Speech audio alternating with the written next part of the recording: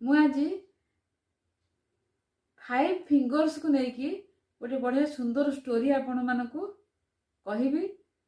आपण जानते मनीष एक सामाजिक प्राणी।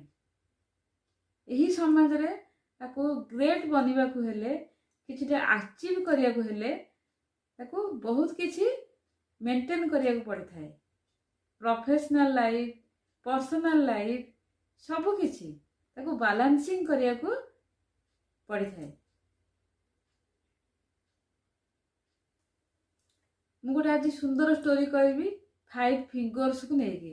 वंस 5 फिंगर्स झगड़ा करुथिले, लड़ाई करुथिले।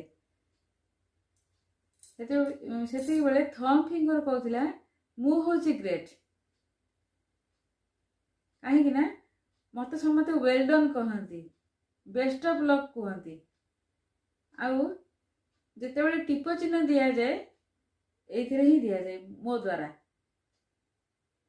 आ इंडेक्स फिंगर कहला मत समते एमिति देखांती।